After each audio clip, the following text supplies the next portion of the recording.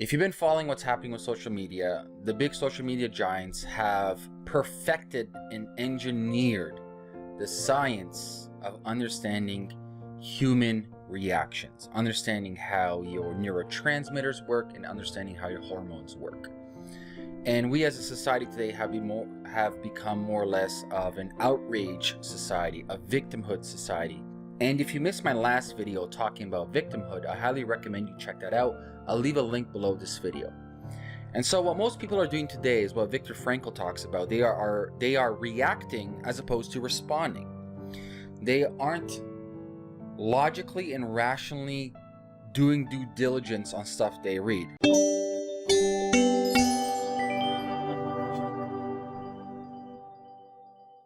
Now, when I talk about rationality, and when I talk about understanding what you're reading, I'm not talking about how smart you are. I'm not talking about the intelligent capabilities that you might or might not have. What I'm talking about is pausing. This is where logical thinking and rational thinking come into play. You're using heuristics. And so ask yourself this: how many of you are out there on Instagram, Twitter, you read headlines, right?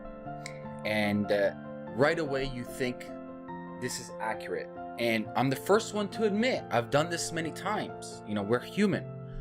But there comes a time and point where enough's enough, where we're inundated with so much noise in social media.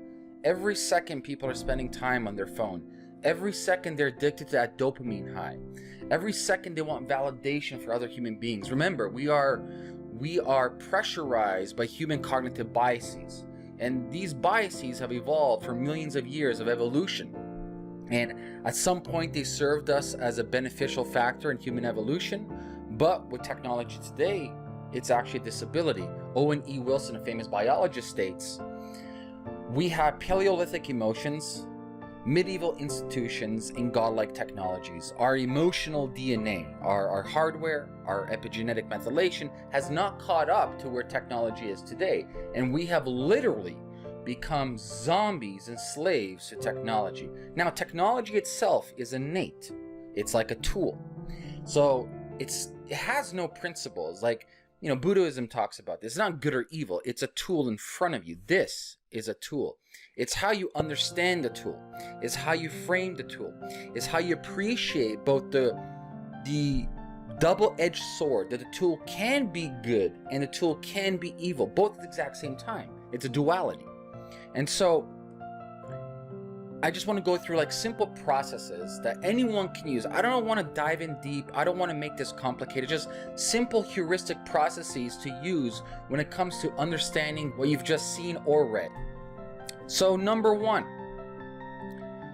doesn't matter what you're reading. It doesn't matter what you are watching. It doesn't matter what you're viewing, whether that is on the medium of Twitter, Facebook, LinkedIn, or you're watching a documentary. It really doesn't matter. When you're inputting information, automatically there's a process in your mind and automatically there's an output. And in 99.99% of human beings, the process is an emotional process. Like I said, it all depends on your upbringing. It depends on your hardware, which is your genes, then your software, which is the epigenetic methylation, and then based on your family structure, your religious structure, your society structure, your political belief system.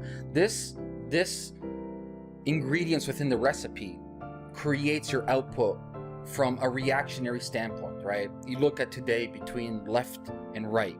They're both on the extreme side of the bell curve.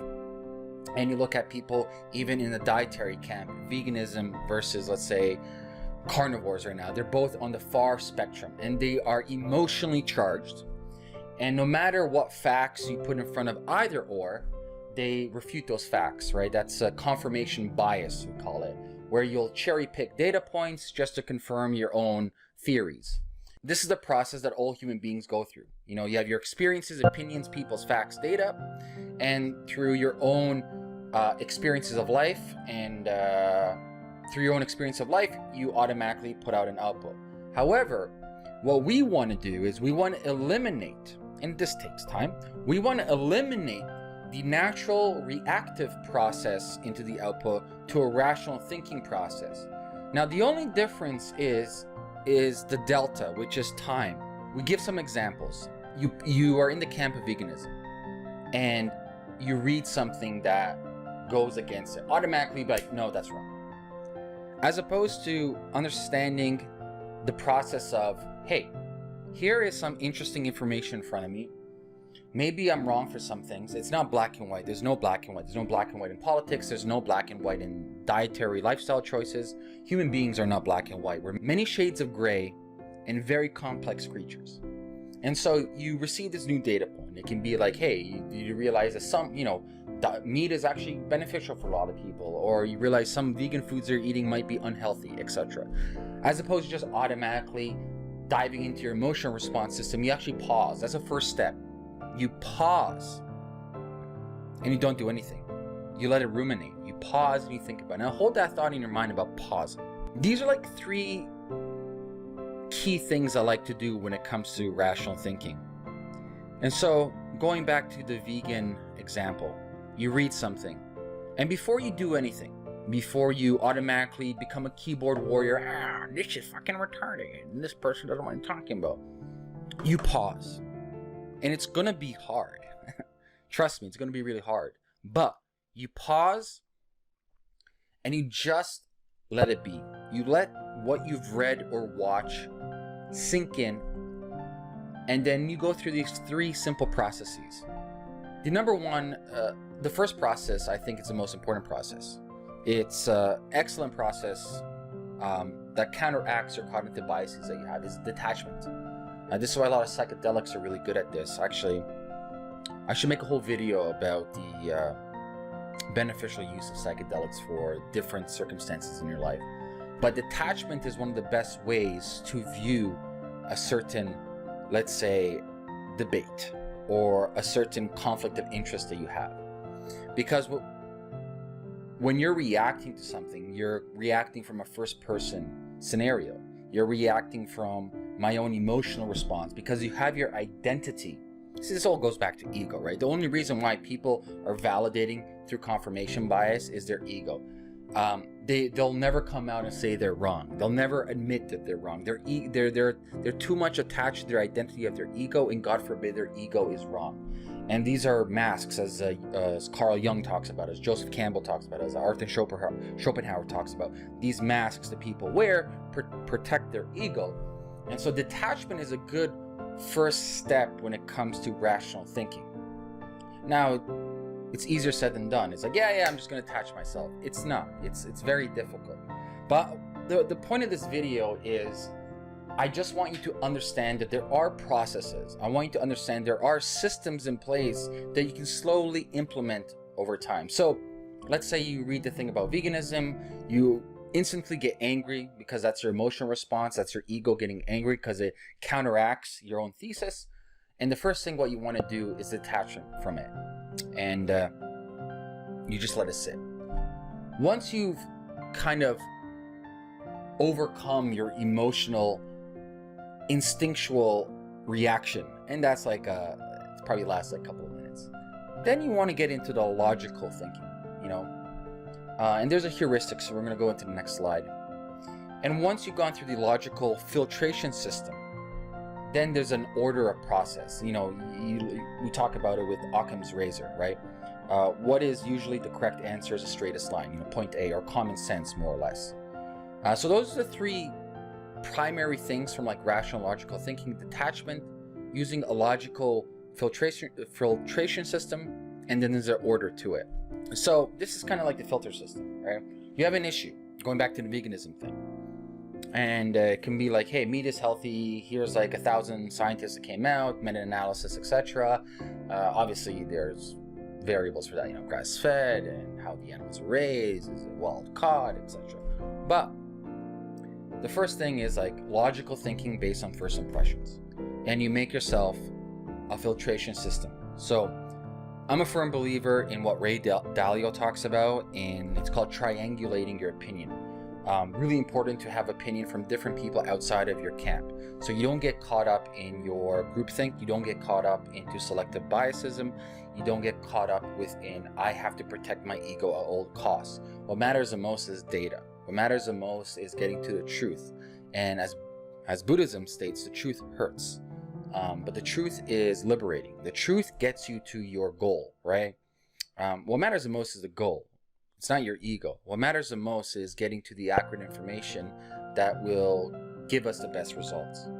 So you have your issue here, and the first step is you pause, you detach, you go through your logical thinking. And what I like to do is I like to reach out to people. I like to, for me, like, I'm a libertarian. I don't even like to label it. There's a good Vedic saying, if you label me, you negate me. I don't even like to be labeled, but I have more libertarian philosophies, right? So it's easier for people to understand. And for me, like, I'm always interested for how people come from like a socialist side. And, my family comes from a socialist system that collapsed, former Yugoslavia. And believe it or not, I spent a lot of time with socialists. I'm really interested to know how they think, why they think that way, what was their upbringing, like what brought them to that point, and what brought me to my point. And, it's not that we hate each other. It's that we just don't understand each other. There's a big difference. The biggest misconception that humans have is we believe that we communicate with each other. In reality, we don't. Our two egos are screaming at each other, and we're actually not sitting down and communicating properly and seeing that we actually have a lot of in common as opposed to a lot of differences. And so what I like to do is I like to do this 3 times. First round, second round, and third round. Yeah, we'll go back to that. And so that's kind of like a simple heuristics I like to go over. It's, I hear something, I read something, I pause. You bite your tongue. You don't become a keyboard warrior. You pause and you detach yourself from this. Viktor Frankl talks about this. Do not become the slave of your emotions. The only thing that you own is that small buffer between the stimulus that's coming inside to you, and the response to that stimulus you have. And so detach from it. Let it be. It is what it is. Next, you use the logical framework that I just showed you. And then you go in order. Step 1, step 2, step 3. And I'm a firm believer, like I mentioned before, go find out people that have opposing views.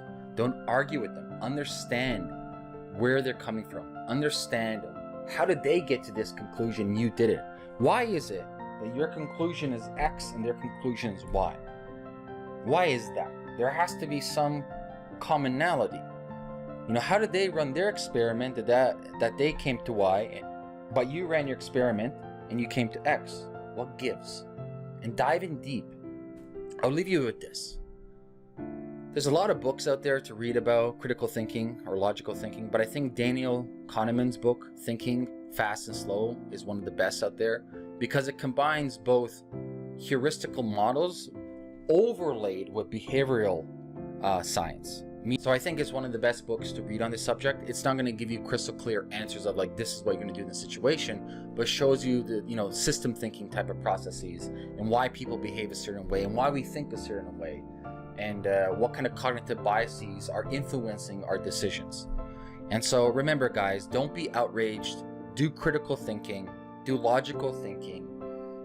And it's about pausing and slowing down. Spend less time on social media.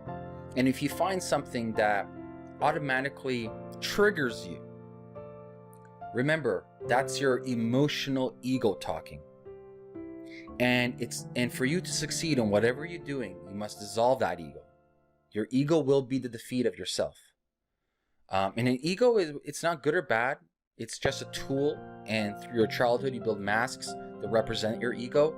It's about evolving the masks and understanding that they existed for a reason. They protected you from a reason, but now it's time to evolve those masks onto better, newer masks to give you better success in life.